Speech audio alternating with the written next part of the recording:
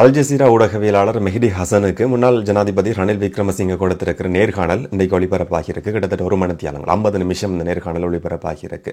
இதில் கலந்து கொண்டவர்கள் ஒரு ஃபோரம் மாதிரி நடத்தப்பட்டிருந்தது. சர்வதேச ஊடகவியலாளர்கள், பாதிக்கப்பட்ட மக்கள், வேற பிரிவுகளை சேர்ந்தவர்களும் இதில் கேள்வி கேட்கறதுக்கு சந்தர்ப்பம் கொடுக்கப்பட்டிருந்தது. இந்த நேர்காணலில் அடுத்தடுத்து கேள்விகள் முன்வைக்கப்பட்டதுமே முன்னாள் ஜனாதிபதி ரணில் விக்ரமசிங்க ஒரு கட்டத்துக்கு மேலே தன்னுடைய பொறுமையை இழக்கிறார். இதுக்கு மேலே பதில் சொல்ல முடியாது, நான் வெளியேறேன்னு சொல்லி எழும்பி போறது முயற்சி எடுத்திருந்தார். ஆனாலும் 50 நிமிஷம் அது ஒளிபரப்பாகி இருக்கு.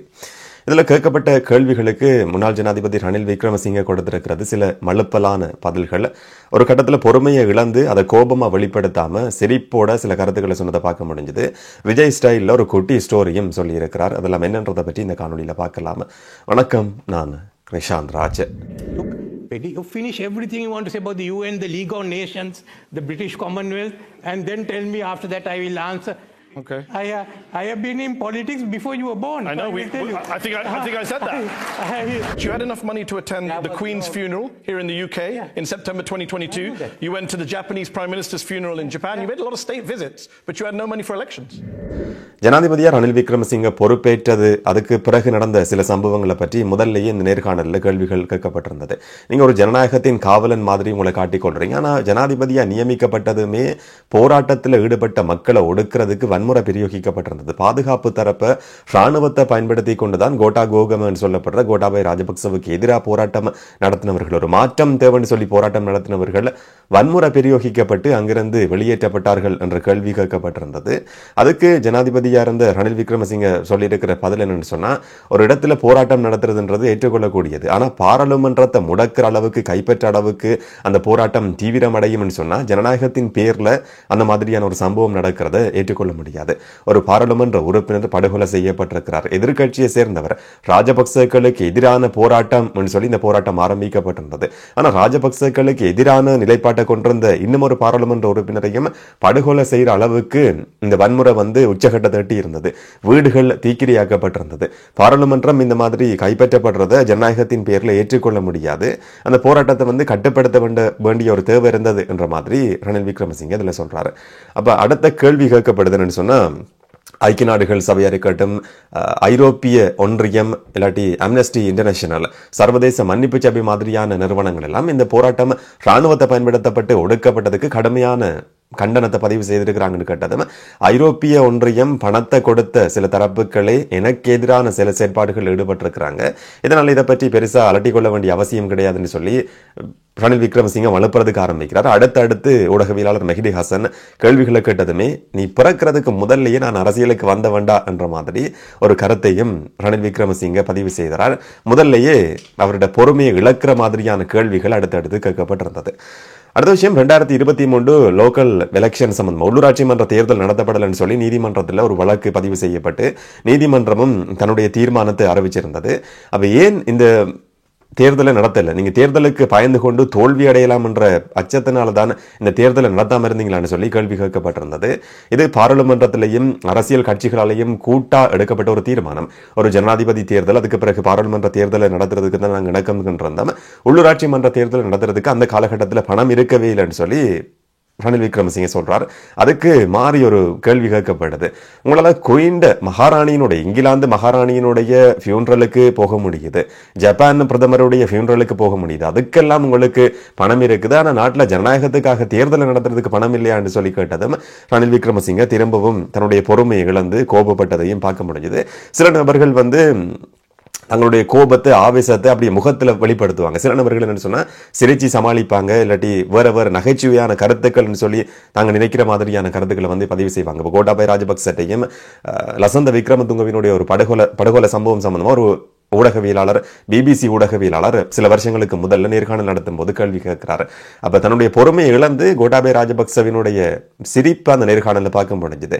வை you worrying about one man சொல்லி, ஒரு நபரை பற்றி நீங்க ஏன் வரி பண்றீங்கன்னு சொல்லி கேள்வி கேட்கிறாரு.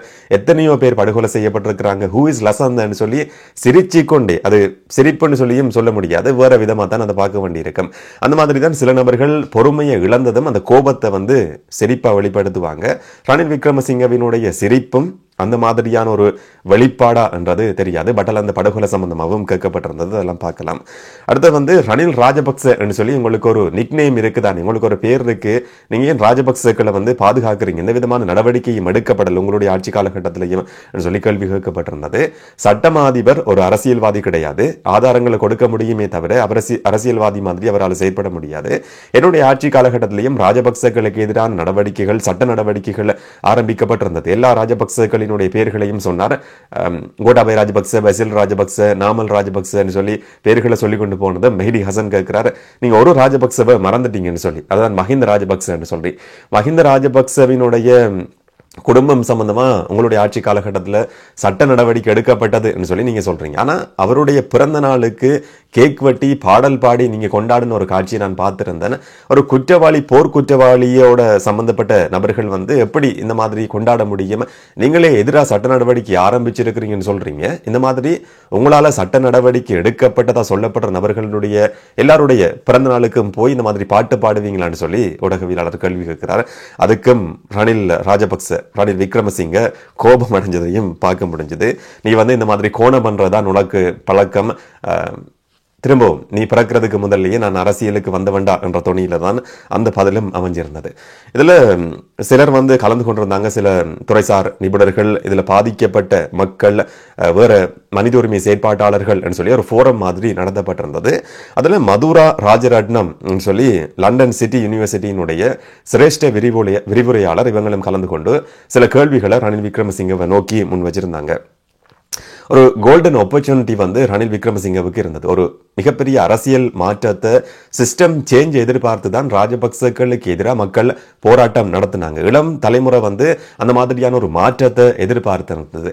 ஆனால் ரணில் விக்ரமசிங்க தனக்கு இருந்த ஒரு நல்ல வாய்ப்பை தவற விட்டிருக்கிறார், அவர்களை பாதுகாத்திருக்கிறார் என்ற மாதிரியான ஒரு கேள்வி வந்து அவரை நோக்கி முன்வைக்கப்பட்டிருந்தது. அடுத்து பிரான்சிஸ் ஹாரிசன் சொல்லி பிபிசியினுடைய முன்னாள் ஊடகவியலாளர், இலங்கையினுடைய போர் சம்பந்தமா கடைசி கட்டத்தில் நடந்த விஷயங்கள் சம்பந்தமாகவும் சில புத்தகங்களை வந்து எழுதியிருக்கிறாங்க. அவங்களும் இதில் கலந்து கொண்டு சில கேள்விகளை கேட்கிறாங்க. கோட்டாபய ராஜபக்ச வெளிநாட்டுக்கு தப்பியோடினார். அப்படி தப்பியோடினதுக்கு உதவி செய்தது ரணில் விக்ரமசிங்க தான். அவர் இலங்கைக்கு திரும்பவும் வராமல் இருக்கிறதுக்கு சட்ட நடவடிக்கைகளை எடுத்திருக்க முடியும். என்ன சொன்னா அவருக்கு எதிரான சட்ட நடவடிக்கைகள் ஆரம்பிக்கப்பட்டதா ரணில் விக்ரமசிங்க சொன்னாலும், அவர் ஜனாதிபதியானார் என்ற ஒரே ஒரு காரணத்துக்காக ஜனாதிபதிக்கு இருக்கிற சிறப்புரிமையின் அடிப்படையில தான் அந்த நீதிமன்ற வழக்குகள் எல்லாம் கைவிடப்பட்டதை தவிர அவர் நிரபராதி என்றதுக்காக விடுதலை செய்யப்படலைன்னு சொல்லி பிரான்சிஸ் ஹாரிசன் வந்து ஒரு விஷயத்தை சொல்றாங்க. டிஏ ராஜபக்ச தன்னுடைய அம்மாவுக்கும் அப்பாவுக்கும் பொதுமக்கள்கிட்ட வரிப்பணத்தை பயன்படுத்தி கொண்டு, இலங்கையினுடைய இராணுவத்தை பயன்படுத்தி கொண்டு அருங்காட்சியகம் அமைச்ச ஒரே ஒரு குடும்பம் இந்த ராஜபக்ச குடும்பம் தான். அந்த குற்றச்சாட்டுல இருந்தும் கோட்டாபய ராஜபக்ச விடுதலை செய்யப்பட்டிருந்தார். அதுவும் ஜனாதிபதியா இருக்கிறார் என்ற ஒரே ஒரு காரணத்துக்காக சிறப்புரிமையின் அடிப்படையில் அவர் விடுதலை செய்யப்பட்டிருந்தார். இந்த விஷயம் சம்பந்தமா இந்த உதாரணத்தை அவங்க சொல்லாட்டியும் கூட அந்த மாதிரியான கேள்வி முன்வைக்கப்பட்டிருந்தது. அவர் ஜனாதிபதி என்ற பதவியை இழந்து வெளிநாட்டுக்கு போறார், அங்கிருந்து ராஜினாமா கடிதத்தை அனுப்புறார். அப்படியா இருந்தா அவர் இலங்கைக்கு திரும்புறதுக்கு முதல்ல அந்த ஃபைல்களை வந்து ஏன் உங்களால திரும்ப ஆரம்பிச்சிருக்க முடியாது என்ற கேள்வி கேட்கப்பட்டிருந்தது. நான் பொருளாதார நலன்கள் சம்பந்தமான சில விஷயங்களை தான் முன்னெடுத்தேன் என்று சொல்லி ஒரு மலுப்பலான பதிலை வந்து ரணில் விக்ரமசிங்க சொல்றார். நான் ஒரு சர்வாதிகாரி கிடையாது, சட்ட நடவடிக்கை எடுக்கிறதா இருந்தா நீதிமன்றம் மூலமாகவும் சட்டமாதிபர் திணைக்களம் மூலமாகவும் தான் அது எடுக்கப்படணும். நான் ஒரு சர்வாதிகாரி மாதிரி செயற்பட முடியாது என்று சொல்லி திரும்பவும் ரணில் விக்ரமசிங்க சொன்னதை பார்க்க முடிஞ்சது. ஈஸ்டர் குண்டு தாக்குதல் நடத்தப்பட்ட சந்தர்ப்பத்தில் ரணில் விக்ரமசிங்க பிரதமராக இருந்தார். அவரும் இந்த தாக்குதலுக்கு பொறுப்பு சொல்லணும்னு சொல்லி ஒரு ஆணைக்குழுவினுடைய விசாரணையில் ஒரு பரிந்துரையா சொல்லப்பட்டிருந்தது. அது சம்பந்தமா கேள்வி கேட்கப்பட்டதும் இந்த கேள்விக்கு என்னால் பதில் சொல்ல முடியாது என்று சொல்லி அதை தாண்டி கடந்து போறதுக்கு ரணில் விக்ரமசிங்க இந்த நேர்காணல வந்து முயற்சி எடுக்கிறார். இதை சமாளிக்கிறதுக்கு ஒரு குட்டி ஸ்டோரியை, விஜய் ஸ்டைலில் வந்து குட்டி ஸ்டோரியை சொல்ற. பாராளுமன்றத்திலையும் இந்த மாதிரியான குட்டி கதைகளை ரணில் விக்ரமசிங்க இதுக்கு முதல் காலகட்டங்களையும் சொல்லியிருக்கிறார். தன்னுடைய பொறுமையை இழக்கிற நேரங்களில் இந்த மாதிரியான கதைகளை சொல்றது, சிரிக்கிறதுன்றது ரணில் விக்ரமசிங்கவுக்கு கைவந்த ஒரு கலை. அந்த மாதிரியான ஒரு குட்டி ஸ்டோரி வந்து சொல்லப்படுது. புத்தர்கிட்ட தான் பௌத்தன் என்றதால இந்த கதையை வந்து சொல்றாராம். புத்தர்கிட்ட ஒரு நபர் போய் அவரை வந்து நச்சரிச்சு கொண்டே இருந்தாராம். புத்தரை திரும்ப திரும்ப கேள்விகளை கேட்டு தொந்தரவு செய்து கொண்டே இருந்தாராம். ஒரு கட்டத்துக்கு மேல புத்தர் சொன்னாராம், நீ சொன்னதையெல்லாம் என்னால் ஏற்றுக்கொள்ள முடியாது என்ற மாதிரி. ஒரு நபர் இன்னும் ஒருத்தருக்கு போய் ஒரு பரிசு பொருளை கொடுக்கிறார். அந்த பரிசு பொருளை அந்த நபர் ஏற்றுக்கொள்ளலன்னு சொன்னா அது யாருக்கு உரியது என்று சொல்லி புத்தர் கேட்டாராம். அப்ப அந்த நபர் சொன்னாராம், அதை அவர் ஏற்றுக்கொள்ளாட்டி கொடுத்த நபருக்கு தானே அது சொந்தமா இருக்கும், அவர் தான் அதை ஏற்றுக்கொள்ளணும் என்று சொல்லி. அந்த மாதிரி தான் உன்னுடைய கருத்துக்களை நான் பார்க்கிறேன். நீ சொன்ன கருத்துக்கள் எல்லாமே, என்னை தூற்றினது எல்லாமே உனக்குரிய கருத்துக்களை நீ எடுத்துக்கொள் என்று சொல்லி கௌதம புத்தர் வந்து அந்த நபருக்கு ஒரு கதையை சொன்னாராம் என்று சொல்லி குட்டி ஸ்டோரியை ரணில் விக்ரமசிங்க சொல்றார். மெஹ்டி ஹசன் சொல்றதை என்னால் ஏற்றுக்கொள்ள முடியாது, நீ சொன்னது எல்லாம் உனக்கே பொருந்தும் என்ற மாதிரியான ஒரு கருத்தா வந்து இது இருந்தது. இந்த ஈஸ்டர் குண்டு தாக்குதல் சம்பந்தமா முன்வைக்கப்பட்ட விசாரணைகள் குற்றச்சாட்டுகளுக்கு அவர் விசாரணை மூலமா தெரிய வந்த விஷயங்களை வந்து ஒரு பதிலா சொல்றார். ஒரு ஆணைக்குழுவை நான் நியமனம் செய்திருந்தேன். இம்ரான் என்று சொல்லப்படுற ஒரு முஸ்லீம் உட்பட அதுல கத்தோலிக்கர் ஒருத்தர் இருந்தார், பௌத்த மதத்தை சேர்ந்த ஒருத்தர் இருந்தார், 3 பேரை கொண்ட ஒரு ஆணைக்குழுவை நான் நியமனம் செய்திருந்தேன். இதுல வந்து இந்த மாதிரியான ஈஸ்டர் குண்டு தாக்குதல் சம்பந்தமா பாதுகாப்பு தரப்புக்கு சம்பந்தம் இருக்கு என்ற குற்றச்சாட்டு அதுல நிரூபிக்கப்படலை என்று சொல்லி ரணில் விக்ரமசிங்கே சொல்லியிருந்தார். கத்தோலிக்கர்கள் முன்வைக்கிற, ஆயர்கள் முன்வைக்கிற குற்றச்சாட்டுகள் வந்து ஏற்றுக்கொள்ள முடியாது. அதுலயும் குறிப்பா கர்தினால் முன்வைக்கிற கருத்துக்களை ஏற்றுக்கொள்ள முடியாது. இது ஒரு அரசியல் சாயம் இருக்கிற கருத்துக்கள் என்ற மாதிரியும் ரணில் விக்ரமசிங்கே சொன்னதை பார்க்க முடிஞ்சது. முட்டாள்தனமானது, உன்னுடைய கேள்வியும் முட்டாள்தனமானது. கர்தினால் இந்த மாதிரியான நபர்கள் முன்வைக்கிற வாதம் இது ஒரு நீதியான நியாயமான விசாரணை நடத்தப்படலை என்ற வாதம் வந்து ஏற்றுக்கொள்ளக்கூடியது கிடையாது, முட்டாள்தனமான வாதம் என்று சொல்லியும் ரணில் விக்ரமசிங்கே இந்த நேர்காணலில் சொன்னதை பார்க்க முடிஞ்சது.